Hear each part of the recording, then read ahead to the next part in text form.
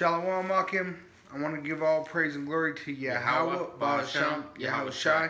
Double honors to our elders and apostles who rule Great Millstone well, and Shalom to our Yakim pushing this truth with sincerity.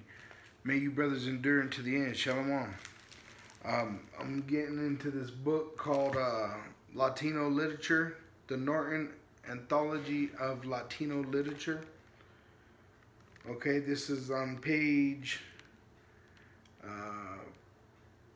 526. Okay, and it says, people call me Traga Balaz, bullet swallower. Antonio Traga Balaz, to be more exact. Where I was young, were I as young as I was when the ancient, the incident that gave me this name happened. I'm gonna jump down to get to the point. I'm gonna start at pretty much the last chapter, or the last paragraph. It says, it takes a lot to kill a man, at least one who can swallow bullets. And I wanted to get this out because this the elect are going to be able to swallow bullets. Okay? And we're coming to that time too where these men of Israel, the elect, are going to be able to show that power that Yahweh has promised in his prophecies. I'm going to keep going on. I've seen and done many strange things in my life, and I can truthfully say that I have never been afraid but once.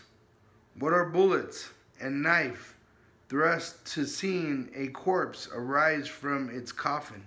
So in the story of this man, he was a scrapper, man. He like his eye was, one eye was with a knife cut from a knife fight. Another arm was crippled from a machete. Okay, but they said he'd still use it like a claw in a fight. So this dude was he didn't have much fear of man.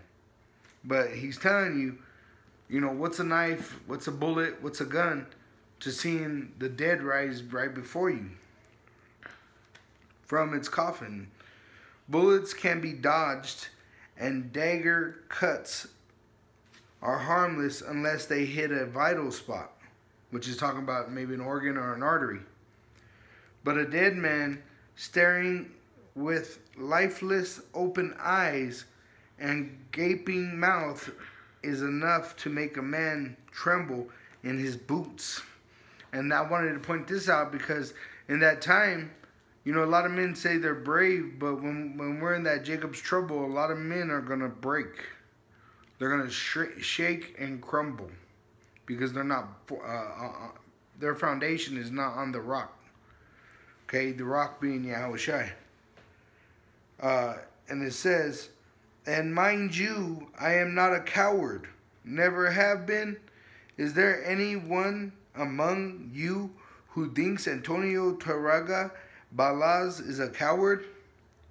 At a question like this, Traga Balaz would take the knife from its cover and finger it in a way that gave one a queer, empty spot in the stomach. Now he was launched upon a story.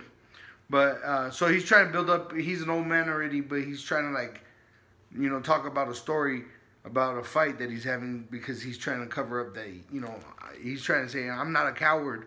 But seeing the dead rise like that terrified him pretty much. He was shot at. He was shot, I believe, a couple times. He was stabbed and cut multiple times.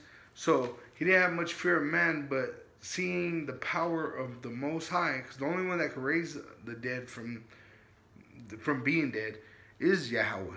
That's how even Yahweh Shai raised the dead. But a lot of men are not going to be able to deal with it. Go ahead and get it. This is Zephaniah chapter 1, verse 14. The great day of the Yahweh is near. It is near and hasteth greatly.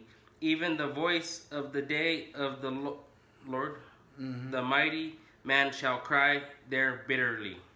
The mighty man, the mighty man shall cry bitterly. So like your so-called soldiers, your bodybuilders, men that think they are in some kind of state of power, even men that go to the gun range they got the money and ability to shoot constantly to practice. Those mighty men, they're gonna cry like sobbing babies because of the things that they're gonna be forced to see. See, the elect has an idea of what's coming. No, the rest of the world is blind in darkness, and when it comes, it's gonna come as a terrible, terrible thing. Meaning, it's gonna be so frightening that people are gonna kill themselves, if not just die from the fright itself. Read that again, that verse. The great day of the Lord is near. It is near and hasteneth greatly. So hold on. So it is near, which we keep saying. Pretty much all we need is that RFID chip. Once that's instated, are made public to where you have to agree to have it to function in society. Next is the nukes. So we are near. We are near to this. It ain't gonna happen tonight, but we are near. Go ahead. And hasteth greatly. Even the voice of the day of the Lord, the mighty man shall cry there bitterly. Right. Because honestly, by the time Yahushua comes, a lot of people are already going to die before that time. Because as the time progresses, Jacob trouble, and that time there's going to be famine, pestilence, there's going to be plagues upon this place, and so much that the bodies are going to be so many that there's not even going to be no one to bury them. The animals are actually going to come out of the woods to eat them.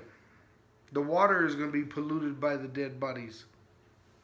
They actually I just saw a brother break down